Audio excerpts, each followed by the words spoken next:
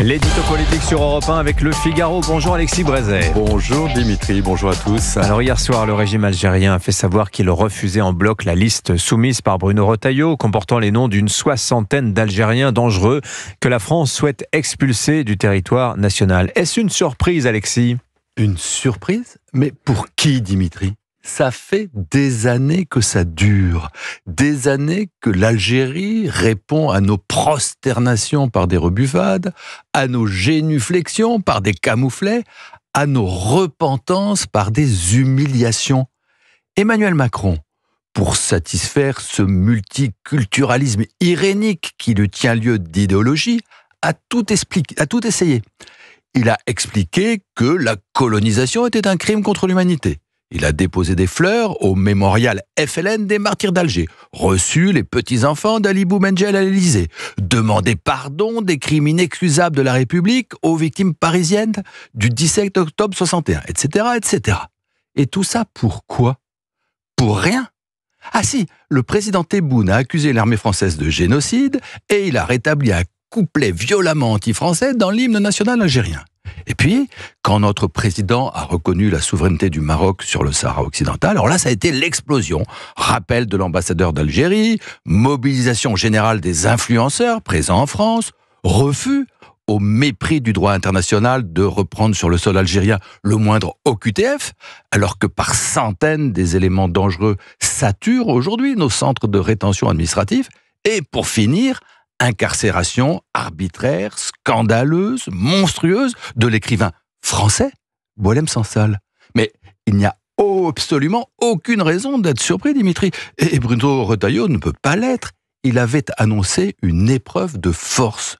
Nous y sommes. Maintenant, il faut la gagner. Alors, la gagner comment cela ? Eh bien, en nous faisant respecter. Et comment nous faire respecter si ce n'est en assumant une riposte à la hauteur de l'affront qui nous est fait. Alors, le ministre de l'Intérieur a annoncé qu'il suspendait les accords de 2007. Les diplomates ne pourront plus entrer sans visa. Très bien. Enfin, il faudra évidemment aller beaucoup plus loin.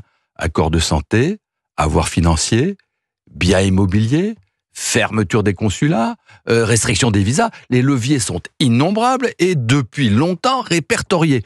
De toutes les façons, si nous ne les actionnons pas, les Algériens, eux, le feront.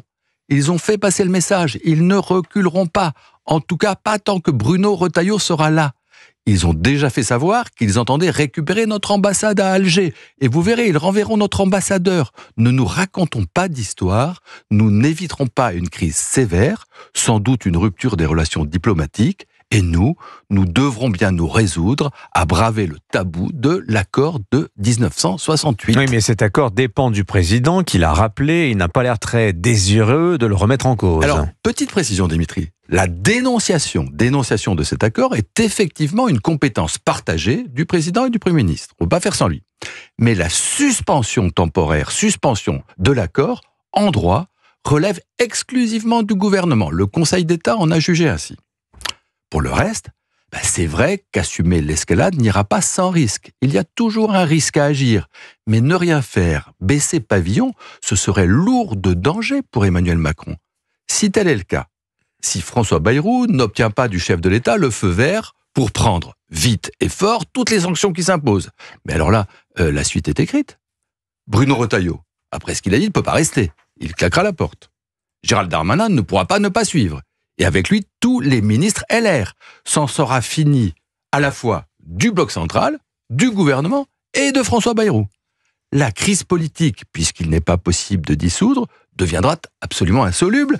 Et c'est sur Emmanuel Macron que convergera toute la pression. L'Algérie, la guerre d'Algérie, ne l'oublions pas, a provoqué la chute de la 4e République. Aujourd'hui, c'est le président de la 5e qu'elle voudrait faire tomber. L'édito politique sur Europe 1. Merci Alexis Brézet. À la une du Figaro ce matin.